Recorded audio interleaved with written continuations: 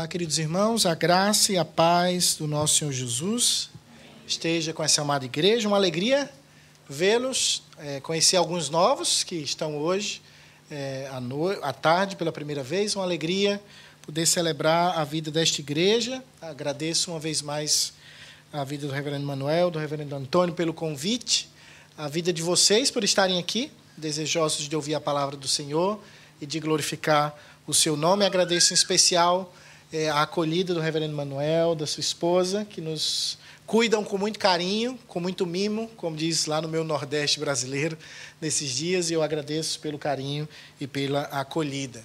Estou com a Kelly, que está ali, a Liz, a Sara e o Davi, minhas gêmeas e meu pequeno, e temos o privilégio de servir ao Senhor ali na Espanha, em Dom Benito. Se um dia você vai de carro para Madrid, você para em Dom Benito para tomar um cafezinho, que está no meio do caminho, tá bom? Querido, até mesmo partindo da linha bem típica dos puritanos, que normalmente compartilhavam um texto do Antigo Testamento e um texto do Novo Testamento, eu me propus a fazer isso nesses dias. Ontem eu expus Eclesiastes capítulo 3, e hoje eu gostaria de expor Hebreus capítulo 10, do versículo 10 ao versículo 25. Hebreus capítulo 10, do versículo 10 ao versículo 25, à luz do tema: quem subirá ao monte do Senhor? A gloriosa obra mediadora de Cristo. Quem subirá ao monte do Senhor? A gloriosa obra mediadora de Cristo. Hebreus capítulo 10, versículo 10 ao versículo 25. Assim diz a palavra do Senhor. Nessa vontade é que temos sido santificados, mediante a oferta do corpo de Jesus Cristo, uma vez por todas. Ora, todo sacerdote se apresenta dia após dia a exercer o serviço sagrado e a oferecer muitas vezes os mesmos sacrifícios, que nunca jamais podem remover pecados. Jesus, porém, tendo oferecido para sempre um único sacrifício pelos pecados, assentou-se à destra de Deus, aguardando daí em diante, até que os seus inimigos sejam postos por estrado dos seus pés. Porque como uma única oferta aperfeiçoou para sempre quantos estão sendo santificados. E nisso nos dá testemunho também o Espírito Santo, porquanto, após ter dito, esta é a aliança que farei com eles depois daqueles dias, diz o Senhor, porém no seu coração as minhas leis e sobre a sua mente as inscreverei, acrescenta, também de nenhum modo me lembrarei dos seus pecados e das suas iniquidades para sempre. Ora, onde há remissão destes, já não há oferta pelo pecado. Tendo, pois, irmãos, intrepidez para entrar no Santo dos Santos, pelo sangue de Jesus, pelo novo e vivo caminho que ele nos consagrou pelo véu, isto é, pela sua carne, e tendo grande sacerdote sobre a casa de Deus, aproximemo-nos com sincero coração, em plena certeza de fé, tendo o coração purificado de má consciência e lavado o corpo com água pura. Guardemos firme a confissão da nossa esperança, sem vacilar, pois quem fez a promessa é fiel. Consideremo-nos também uns aos outros para nos estimularmos ao amor e às boas obras. Não deixemos de congregar-nos, como é costume de alguns. Antes façamos admoestações, e tanto quanto mais vedes que o dia do Senhor se aproxima. Até aqui a leitura da palavra. Se você pode manter a Bíblia aberta, nós vamos orar, introduzir o tema e voltaremos ao texto. Pai, eu te agradeço pela tua palavra, te agradeço por tê-la em um idioma que podemos compreender. Isso é graça do Senhor. Peço que o teu Espírito ilumine mentes e corações, que os que te amamos possamos te amar mais. Que porventuras que não te conhecem aqui possam ser transformados pela tua graça. Traz todo pensamento cativo à obra do teu Filho, e que a tua glória seja vista neste lugar. É assim que eu te peço, em nome de Jesus. Amém. Queridos, imaginemos a cena. Crianças, vocês também estão comigo nessa. Imaginemos a cena. Em uma península desértica, no meio do nada, uma multidão de pessoas se acampam ao redor de uma montanha. Essa montanha, no entanto, não se estava reagindo de uma maneira normal nos últimos dias. Na verdade, Deus estava fazendo algo com essa montanha. Ela tremia e ela se enchia de fumaça. O Deus daquele povo tinha prometido que em 3 dias baixaria dos céus ao cume daquela montanha. De fato, a cena era tão assombrosa que não tinha nenhuma pessoa naquele acampamento que não parasse de olhar para aquela montanha. Então aconteceu. Deus, o Criador dos céus e da terra, desceu no cume da montanha e naquele momento chamou um homem. E do meio daquele acampamento sai um senhor de 80 anos, caminhando com o seu bastão no meio do seu povo e começa a subir pedra atrás pedra até o cume daquela montanha. Deus havia marcado um encontro com aquele homem e tinha prometido a ele dar a lei do Senhor àquele povo. Podemos encontrar essa imagem com muito mais detalhes e beleza no texto de Êxodo 19. Aquele monte era o Monte Sinai, aquele velhinho era o já com 80 anos Moisés, e aquele povo era o povo saído do Egito, que estava ali à beira do Monte Sinai, esperando a lei do Senhor. Vários teólogos argumentam que essa cena que levou o salmista a escrever o Salmo 24. O Salmo 24 diz assim: o Senhor pertence à terra e tudo que nela se contém, o mundo e o que nelas habitam. Fundou-a sobre os mares e sobre as correntes estabeleceu. Quem subirá ao monte do Senhor? Quem há de permanecer no seu santo lugar? O que é limpo de mãos e puro de coração, que não entrega a sua alma à falsidade, nem jura dolosamente, este obterá do Senhor a bênção e a justiça do Deus da sua salvação. Quem subirá ao monte do Senhor? Essa pergunta é frequentemente respondida de uma maneira equivocada por nós cristãos. Ao ler o Salmo 24, muitos de nós, no nosso coraçãozinho, dizemos assim: olha, eu sou esse homem que vai subir ao monte do Senhor com as mãos limpas e o coração limpo. Eu sou o justo, separado daqueles que pecaram, e subirei à presença de Deus. Mas, na verdade, queridos, é que naquela cena do deserto, nós seríamos muito mais semelhantes aos judeus que ficavam tremendo ao ver o monte tremer e fumegar, que aquele Moisés que subiu ao cume do monte. Pensamos no Salmo 24 e dizemos a nós mesmos que somos esse tipo de pessoa. No entanto, cada um de nós sabe que não somos assim. Não temos mãos limpas e mesmo que tentemos, acabamos pecando e ofendendo a glória de Deus. Então a pergunta volta: quem é esse homem que pode subir ao Monte Santo do Senhor?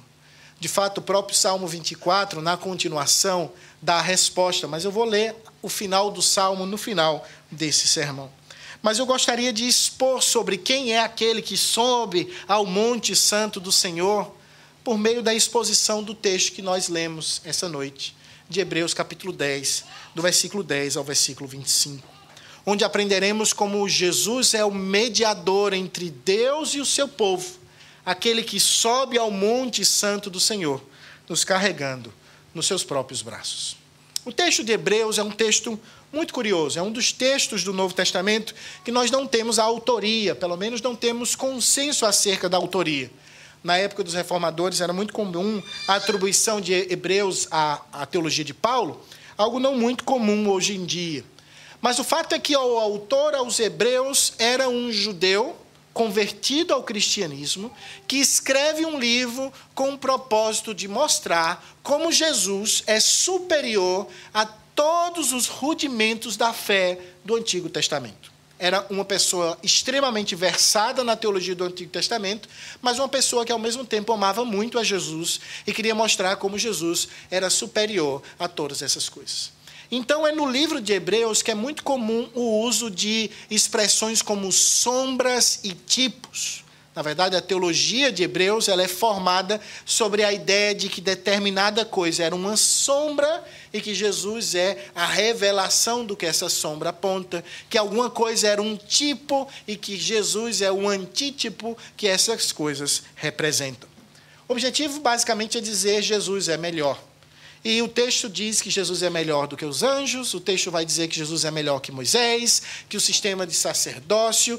E o capítulo 8 ao capítulo 10, que é de fato o texto mais cercano à nossa passagem, trata de como Jesus era superior ao sistema levítico de sacrifícios no Antigo Testamento.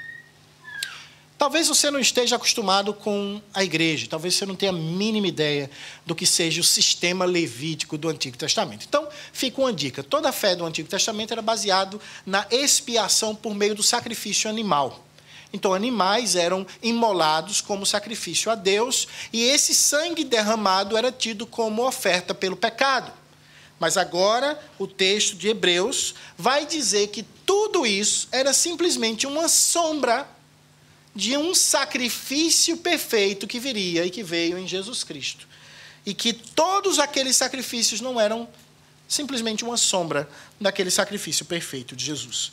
De fato, no início do capítulo 10, se você olha, já vai dizer no versículo 4 que era impossível que o sangue de touros e bodes pudessem remover pecados. Nenhum só pecado foi de fato limpo pelo sangue de qualquer animal.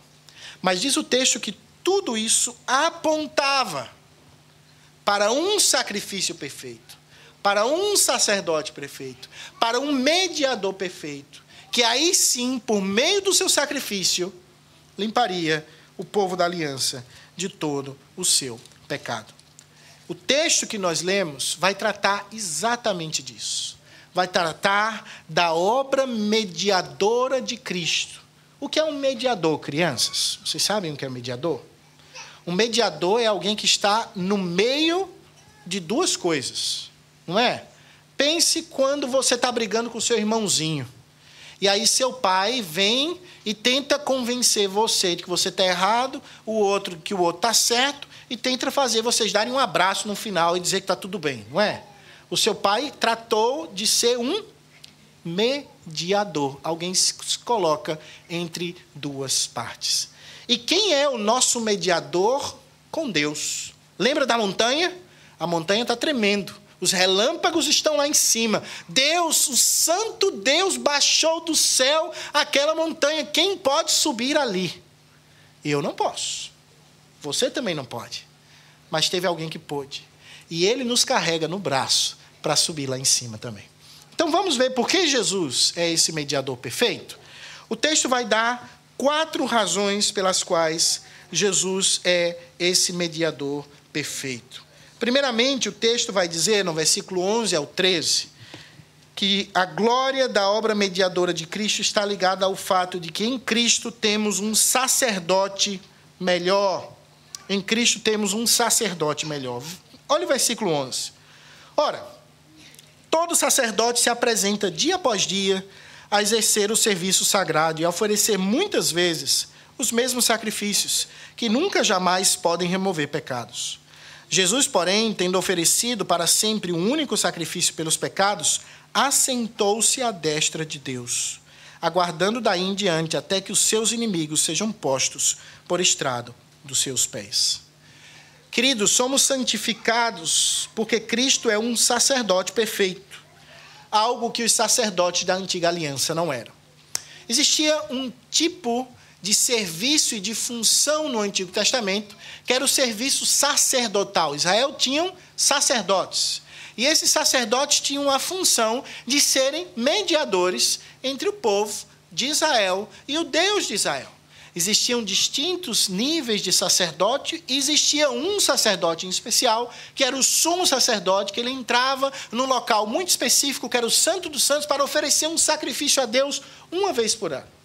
Mas o fato é que sacrifícios eram oferecidos a Deus em Israel todo dia, crianças. Todo dia existia um tipo de sacrifício no templo. E sabe o que é que isso significa? Isso significa que aqueles sacrifícios oferecidos por aqueles sacerdotes não eram suficientes. Por quê? Porque quando é suficiente, acaba. Sim ou não? Sim. Vou dar um exemplo para as minhas crianças de hoje. Quando papai diz que você tem que comer o prato todo e você não come, aí papai diz assim, olha, só mais 3 colheres. Aí você come 2. O que é que papai diz? Falta 1. Aí quando você come a terceira, o papai diz o quê? É suficiente. Se todo dia tem sacrifício, quer dizer que o quê? Que o sacrifício nunca era suficiente. E nem o sacerdote que oferecia aquele sacrifício era suficiente. Mas o texto diz assim, olha, Jesus foi um sacerdote que ofereceu para sempre um único sacrifício pelos pecados. E diz o texto, assentou-se à destra de Deus. Tem uma curiosidade aqui muito interessante. O Dr. William Hendrickson traz essa curiosidade ao expor o texto. Ele diz algo muito interessante. Quando você vê o mobiliário do templo, quando você entra no Santo dos Santos, existiam distintas coisas, sim ou não? Existia a Arca da Aliança, a tampa do propiciatório, a mesa, existia o candelabro. Existiam vários móveis que compunham o lugar santo e o Santo dos Santos. Mas sabe o que é que não existia ali? Nenhuma cadeira. Sabe por quê? Porque cadeira é um lugar que a gente usa quando a gente acaba de trabalhar. Se você está trabalhando lá na fábrica, você pode se sentar lá no meio da fábrica e dizer, agora não vou trabalhar, não? Não. Você senta depois que trabalha e acaba. Os sacerdotes nunca paravam de trabalhar, porque eles nunca ofereciam um sacrifício que de fato apaziguasse a ira de Deus. Mas Jesus, diz o texto, assentou-se à destra do Deus Pai, porque o seu sacrifício foi perfeito. Ele finalizou o trabalho. Foi suficiente, não precisa nada mais. Ele pode sentar, e diz o texto, esperar que todos os inimigos sejam postos por estrado dos seus pés. Primeira razão pela qual nós temos um mediador glorioso é porque em Jesus nós temos um sacerdote melhor. Algumas aplicações. O que é que tem a ver isso com a minha vida hoje? Primeiro, a religiosidade humana é uma expressão de uma tentativa de apaziguar a justiça divina. O homem pensa que pode, de alguma maneira, inclinar a balança em seu favor, por meio de rituais religiosos, boas obras, ou de diversas coisas. No entanto, nossas mãos sempre estarão marcadas pelo pecado. Ninguém, por seus próprios pés, pode subir naquela montanha. Aquela montanha é gloriosa demais, aquela montanha é santa demais. Tem um momento antes daquela história que aquele mesmo senhorzinho que estava subindo lá na montanha encontrou com esse Deus no meio de uma sarça, que é o símbolo até da nossa denominação, uma sarça que queima, mas não, que arde, mas não queima. Quando Moisés viu aquela sarça, o que é que Deus disse para ele? Moisés, tira a sandália dos teus pés, porque a terra que você pisa é terra santa. Eu não posso entrar ali. Não pela própria capacidade minha, e nem por nenhum ritual religioso que eu possa fazer. É muito interessante, faz algum tempo isso, já, mais ou menos um ano, eu estava fazendo... A gente tem a prática de ler para as crianças quando vai dormir. A gente não lê só obras profundas, não. Mas nessa época eu estava lendo um devocional. Às vezes a gente lê qualquer coisinha com as crianças. Mas a gente estava lendo uma devocional com as crianças, e nesse dia tocou uma devocional sobre ir para o céu. E aí a minha Sara, que está ali atrás, não sei se ela está acordada, deve estar, a minha Sara olhou para mim naquele dia, e o texto falava sobre ir para o céu, e a Sara olhou para mim e disse, papai, para ir para o céu, eu tenho que obedecer tudo, mas tudo mesmo? Aí eu percebi que ela percebeu algo que muito adulto não percebe, que Deus só aceita perfeição. E qual é o problema? Ela, com 4 aninhos, já sabia que perfeita ela não era. E aí, naquele contexto, eu fiquei surpreso com a pergunta da minha filha, e eu disse para ela, olha, Liz e Sara, papai não pode obedecer tudo. E Liz e Sara também não pode obedecer tudo. Mas existiu alguém que pôde obedecer tudo. E o seu nome é Jesus. E é por causa dele, e não por causa da gente, que a gente pode entrar no santo monte do Senhor e gozar da eternidade. Havia um sumo sacerdote perfeito, com mãos limpas e corações limpos, alguém que viveu no mundo cheio de pecado, mas nunca pecou, que se sentou com pecadores, comeu com eles, mas em vez de ser manchado pelo pecado deles, passou a santidade deles àqueles homens pecadores. Seu nome era Jesus. Ele é a razão pela qual homens como eu e você podemos subir ao Monte Santo do Senhor. Temos um sacerdote perfeito. Eu sou um pastor imperfeito. Reverendo Manuel é um pastor imperfeito. Melhor que eu, mas imperfeito. Reverendo Tony está no meio, mas continua sendo imperfeito. Mas nós temos um pastor perfeito. Nós temos um sacerdote perfeito. E ele se chama Jesus Cristo. Então, crianças, quem pode subir ao Monte Santo do Senhor? Aquele que tem um sacerdote perfeito, que se chama Jesus. Mas a gloriosa obra de Jesus como mediador também pode ser vista no fato de que, por meio de Jesus, nós temos uma oferta melhor. Olha o versículo 14. Porque como uma única oferta aperfeiçoou para sempre quantos estão sendo santificados? E disto nos dá testemunho também o Espírito Santo, porquanto após ter dito, esta é a aliança que farei com eles, depois daqueles dias, diz o Senhor, porém no seu coração as minhas leis e sobre a sua mente escreverei. Acrescenta também, de nenhum modo me lembrarei dos seus pecados e das suas iniquidades para sempre. Ora, onde há remissão destes, já não há oferta pelo pecado. No ponto anterior falamos de um sacerdote perfeito. Mas um sacerdote perfeito com uma oferta imperfeita não era suficiente. Então, é muito curioso o fato de que o nosso mediador, Jesus, ele não só é um sacerdote perfeito, mas ele também é uma oferta perfeita. Ele é um sacrifício perfeito. Por isso que o autor aos Hebreus começa a falar sobre o fato de que Jesus é essa oferta perfeita que é oferecida e que não tem mais necessidade de se oferecer outra oferta. O sacrifício de Cristo é perfeito, ao ponto do texto dizer, no versículo 14, que como uma única oferta, ele aperfeiçoou para sempre os santos, aqueles que iam de ser salvos. Olha que coisa interessante. Ao longo da história de Israel, rios de sangue corriam do templo, ofertas e ofertas de sacrifícios eram oferecidos, mas não era suficiente. E então chega um momento da história onde Deus se faz carne e habita entre nós por meio de Jesus Cristo, o qual o seu primo, ao olhar pela primeira vez, disse o quê? Eis o Cordeiro de Deus que tira o pecado do mundo. Ele era tanto o sacerdote que levava a oferta, quanto a oferta que era levada. Ele era tanto a mão que imolava o cordeiro, quanto o cordeiro que era imolado. Nós temos um mediador perfeito, porque nós temos uma oferta perfeita.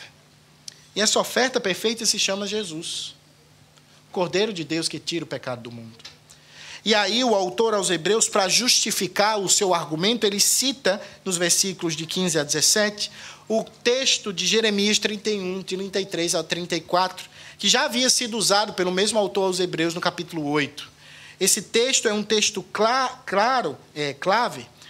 chave, desculpa ver o espanhol agora, é um texto chave, porque é a maneira como Jeremias tem de falar da instauração da nova aliança, que é feita por meio de quem? Desse sacerdote perfeito, deste sacrifício perfeito. E aí ele cita esse texto e ele argumenta de uma maneira muito interessante. Por quê? Porque ele diz que quando chegasse esse momento, Deus não se lembraria mais dos pecados e da iniquidade do seu povo. Por quê? Aí o argumento teológico do autor aos Hebreus é fantástico. O versículo 18 é: porque onde há remissão destes, não há mais oferta pelo pecado. Pecados redimidos não pode haver sacrifício por um pecado que já foi redimido. Por quê? Porque esse pecado já foi pago. O que é que significa remissão? Remissão significa quando uma pessoa tinha uma dívida contra ela e essa dívida é paga, ela não pode ser cobrada uma vez mais, sim ou não? Por exemplo, você está em casa, segunda-feira de noite, primeiro dia da semana, aí quando você começa a olhar aí os envelopes que chegou para você, você vê uma fatura de luz. Você olha e fala, mas eu já paguei isso. O que é que você faz? Você fica tranquilo e vai dormir? Não, no outro dia você vai o quê? Você vai reclamar, você vai falar, isso é cobrança indevida. Estão me cobrando 2 vezes a mesma coisa. Quando o homem quer oferecer a Deus sacrifícios, quando Cristo já fez o sacrifício por eles, isso é cobrança indevida, querido.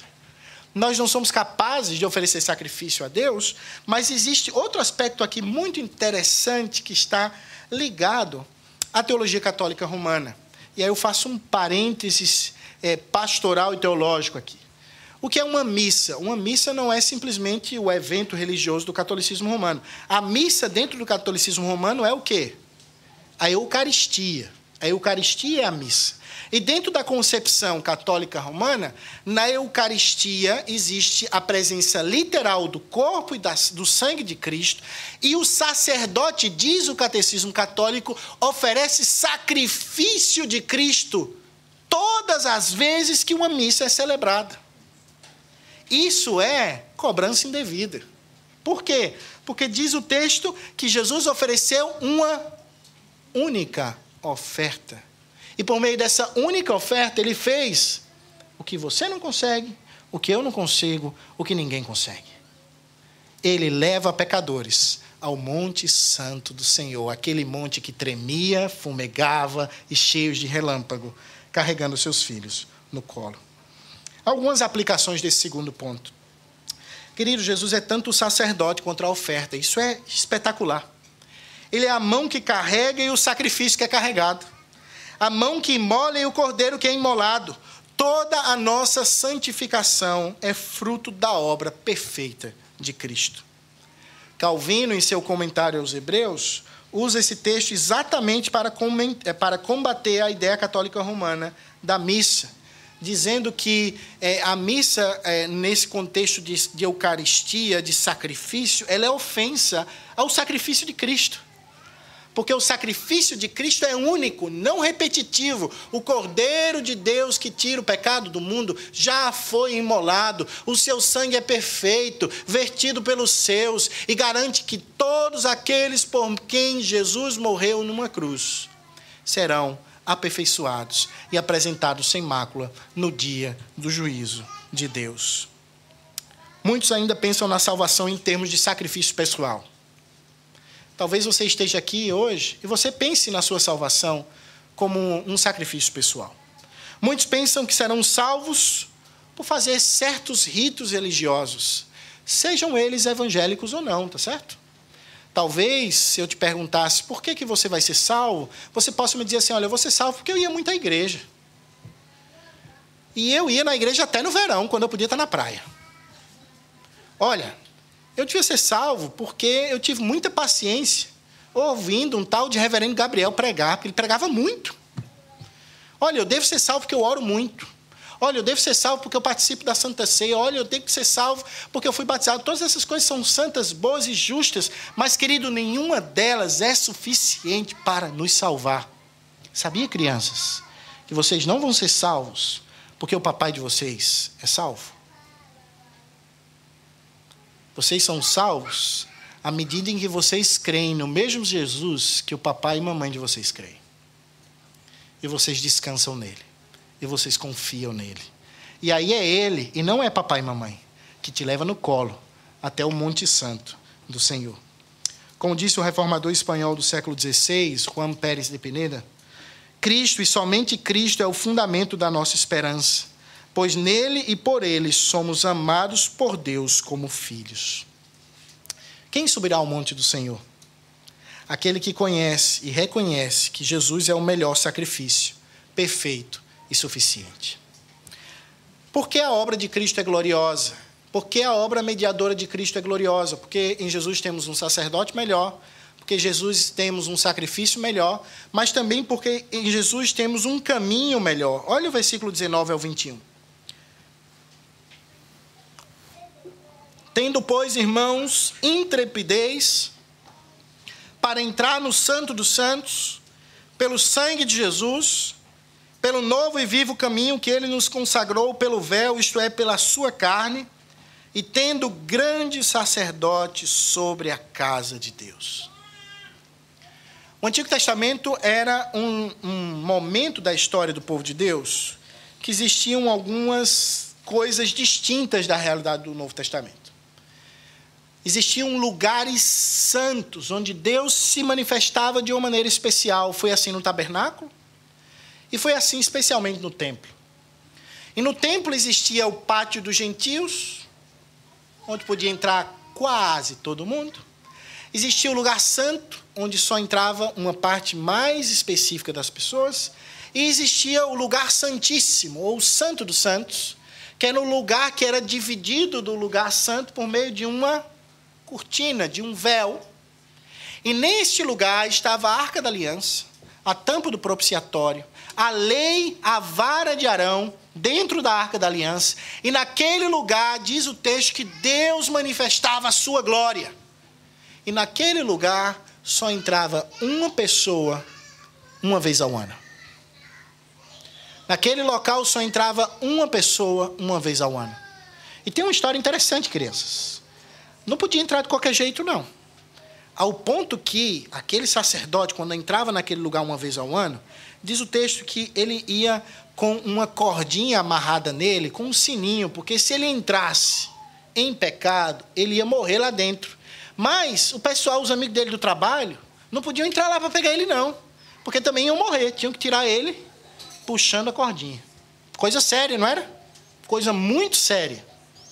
E é o que acontece aqui agora. Vamos ler o que a gente leu?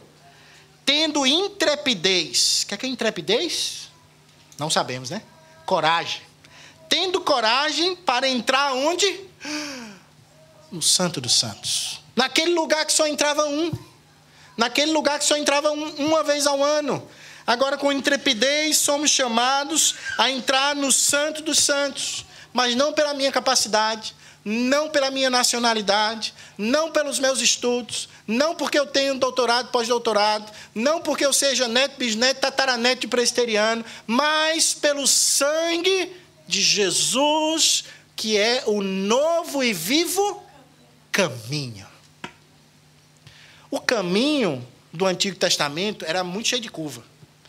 Era sacrifício, era lei, era sombra, era levítico, era purificação, era sacerdotes, levitas, escribas, tudo isso apontando para um caminho, mas esse caminho chegou. Esse caminho se chama Jesus Cristo. E diz o texto que nós podemos entrar no santo lugar por meio do véu. E aí o texto diz, isto é a sua carne. Por meio do sacrifício vicário, substitutivo de Jesus em uma cruz. Sabia, gente? Especial, sabia, crianças? Que quando Jesus morreu aconteceu algo bem interessante. Sabe esse véu que separava? Véu é cortina, tá? Essa cortina que separava o lugar santo do lugar santíssimo. Quando Jesus olhou clamou naquela cruz, está consumado. Naquela horinha, aquele véu se rompeu. De cima abaixo. Mas não era uma cortina fininha como essa aqui, não. Que até o pastor Antônio pode fazer assim e ela rasga, não. Era grossa, era forte, mas foi como o próprio dedo de Deus, dizendo, não existe mais mediadores humanos. O meu Filho, Jesus Cristo, é o novo e vivo caminho. Por meio de seu sangue, qualquer um que crê, confia e descansa, entra na minha presença e desfruta da minha doce herança. Queridos irmãos, nós temos um grande sacerdote sobre a casa de Deus. Esse sacerdote se chama Jesus. Então nós temos um caminho melhor. Algumas aplicações dessa terceira parte. Enquanto Moisés caminhava em direção àquele monte que fumegava e tremia, todo o povo e até mesmo os animais foram retirados daquela área. Se você tiver a curiosidade quando for a casa ler Êxodo 19, você vai ver que aquele monte que tremia, fumegava e cheio de relâmpagos, até os animais fugiram das suas encostas. Nenhum ser vivo ficou naquele lugar, porque era santo demais. Toda essa imagem diz o quê? Corram daqui, porque o Deus Santo desceu ao monte. E esse lugar não é para vocês. Por meio de Jesus, a imagem se torna outra.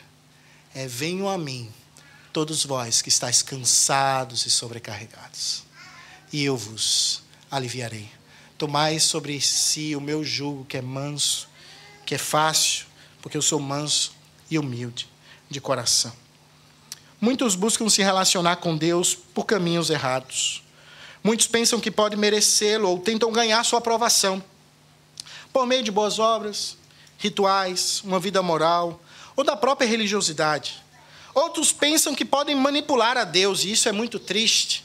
Quando eu vejo pseudo-cristãos evangélicos decretando que Deus faça alguma coisa, eu fico cá com os meus botões pensando que Deus é esse que pode ser manipulado por qualquer um que vá dizer que ele tem que fazer alguma coisa. Esse Deus não é digno de adoração. O nosso Deus não é assim. O nosso Deus é aquele que faz o monte tremer, que faz a santidade fazer com que até os passarinhos fuxam das encostas. Deus não pode ser manipulado. Outros pensam que serão aceitos por Deus porque são boa gente, porque nunca fizeram nenhum desses pecados grandes e gordos que as pessoas costumam pensar por aí. Querido, não é assim que nós subimos ao Monte Santo do Senhor. A fé que nos permite entrar no Monte Santo é aquela que nos leva a passar pela porta das ovelhas, Jesus. É o tipo de fé que confia e descansa, que renuncia a toda pseudo-justiça e nos permite abraçar com confiança os méritos perfeitos de Jesus Cristo. Uma vez mais, o reformador espanhol, Juan Pérez de Pineda, ele diz algo interessante. Ele diz assim: quando Deus nos recebe, Ele não nos recebe com a condição de que façamos o bem. Sejamos fiéis e perseveremos no bem.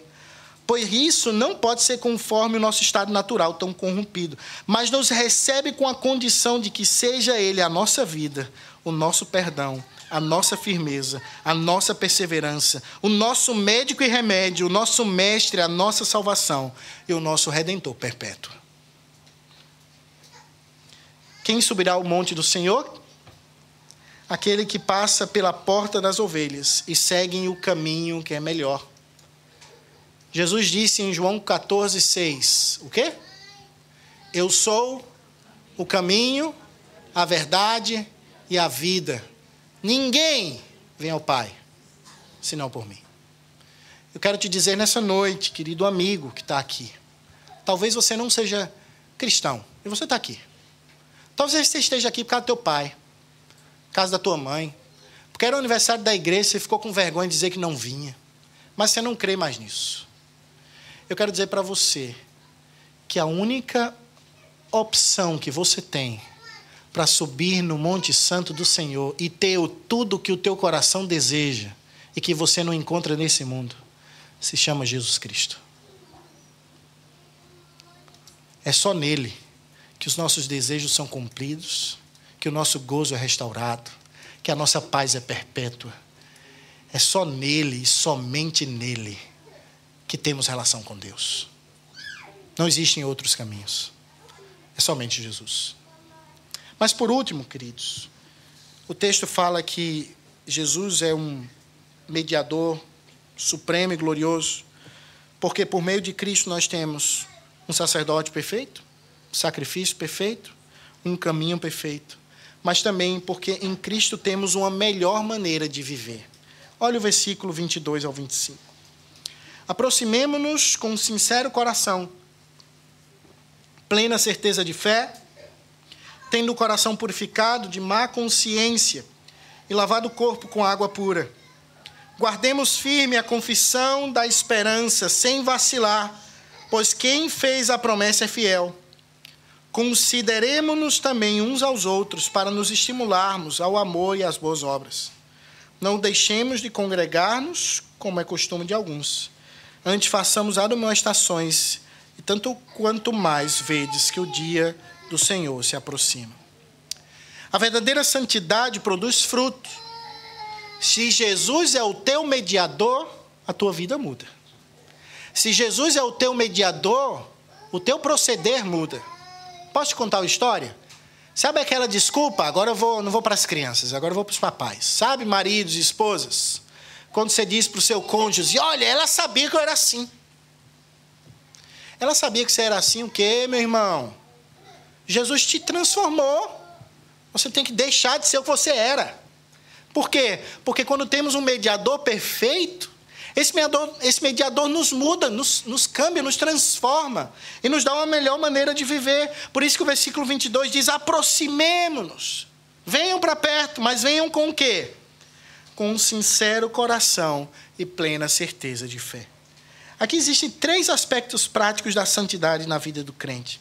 Primeiro, a verdadeira santidade é expressa através de pureza de coração e de prática. O texto diz, com um coração sincero e plena certeza de fé, tendo o coração purificado da má consciência e lavado o corpo com água pura.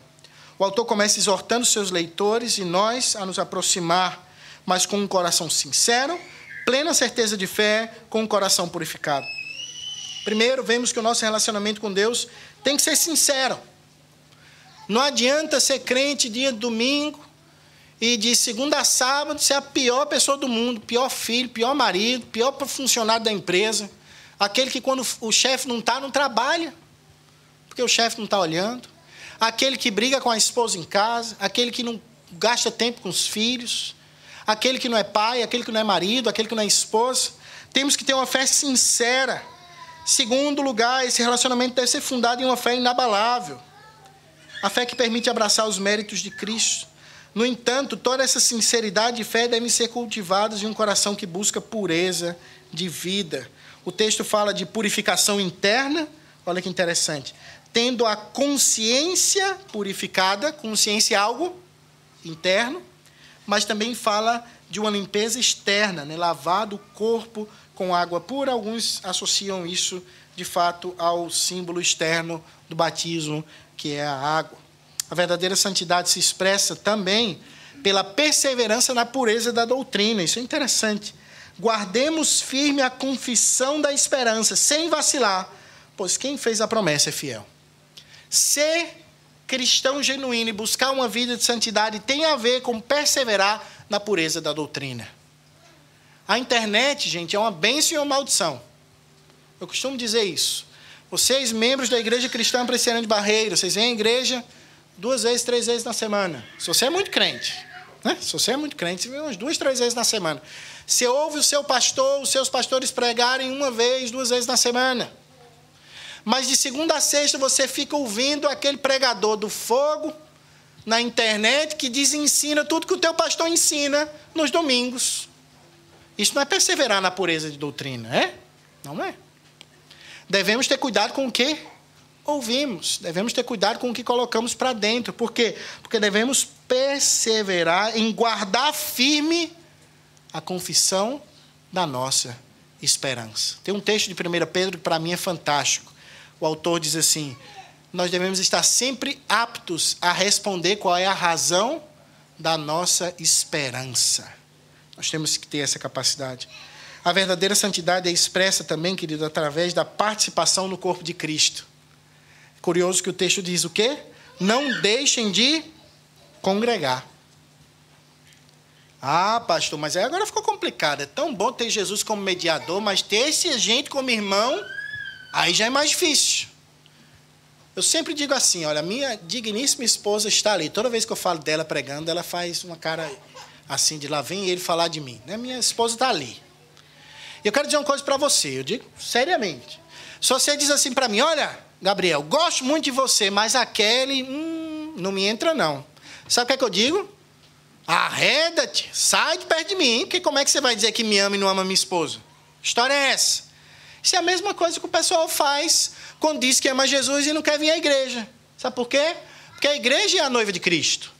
E não venha com essa de dizer que eu amo o marido, mas não amo a esposa. Não, porque isso não funciona não. Se você ama o marido, você tem que amar a esposa também. Não deixe de congregar, está no imperativo aqui. Isso é um mandamento bíblico. Não deixemos de congregar. Se faz calor.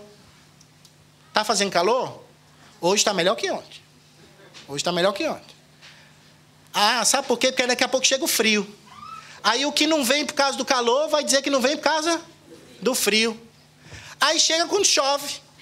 Aí o que não vem por causa do calor e por causa do frio, também porque não vem por causa do chove.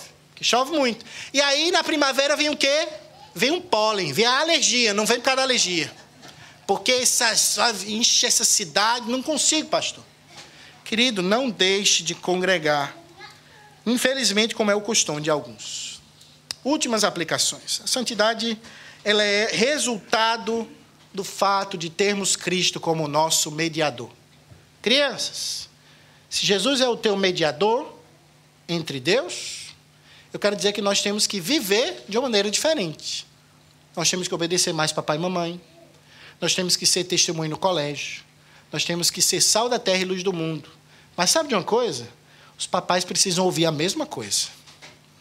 Se Jesus é o teu mediador, você precisa ser sal da terra e luz do mundo. Você precisa ser um marido melhor. Você precisa ser um crente melhor. Você precisa ser um pai melhor. Você precisa ser um trabalhador melhor. Porque Jesus é o teu mediador. Devemos ter cuidado para não querer cultivar uma vida de aparente piedade, mas que o coração está podre. Jesus chamou os fariseus, de quê? Sepulcros caiados. Bonitos por fora, podres por dentro. Esse tipo de vida engana a igreja, os pastores, os irmãos. Mas esse tipo de vida não engana o Senhor. A vida genuína é fruto de uma pureza de consciência e de uma pureza de prática. Então, crianças, quem subirá ao monte do Senhor? Aqueles que, por causa de Cristo, moldados pelo seu Espírito, vivenciam as transformações do Evangelho na sua vida. E agora eu queria concluir. Voltemos à cena de abertura. Qual foi a cena de abertura, crianças? Península desértica, uma montanha tremendo, trovões, relâmpagos, fumaça, a glória de Deus descendo sobre um monte. O que os israelitas podiam ver era um senhor idoso com o seu bastão subindo no monte para se encontrar com o Deus de Israel. Isso era o que o povo podia ver. Mas se o povo realmente tivesse os olhos espirituais para ver, eles veriam que até aquele idoso, homem de Deus, cuja Bíblia diz que não houve ninguém mais manso do que ele, não estava subindo aquele monte com as suas próprias pernas. Se aqueles hebreus podiam ver, eles viriam que um outro judeu, que viria muito depois daquele idoso Moisés, o levava nos braços. Era ele quem subia ao Monte Santo do Senhor. Cerca de 1.500 anos daquele primeiro monte, outro homem caminhava em direção a uma montanha. Essa montanha era muito menor, mas ela era muito mais terrível. Ela tinha um nome que se chamava Caveira, ou Gólgota. Aquele homem carregava uma cruz nos ombros. O instrumento supremo da vergonha de Roma estava sobre os seus santos e puros ombros. No entanto, ele carregava mais do que os nossos olhos podiam ver. Sobre os seus ombros estavam todos os pecados de todos aqueles que o seu pai havia amado desde antes da fundação do mundo. Todos os pecados, de uma mentira a um homicídio, de cada um dos escolhidos de Deus, estavam sobre os ombros daquele homem que se chamava Jesus. Ele era santo, ele era completo. Queridos, ele não tinha vestes sacerdotais, mas ele era o verdadeiro sacerdote. Ele não tinha lã, mas ele era o verdadeiro cordeiro que tira o pecado do mundo. Ao subir ao Monte Santo do Senhor e clamar em alta voz, está consumado, aquele homem de uma vez por todas conquistou o direito dos pecadores indignos de se aproximarem ao trono da graça do seu Pai e se oferecerem como sacrifícios vivos e agradáveis a Deus. Quem subirá ao monte do Senhor?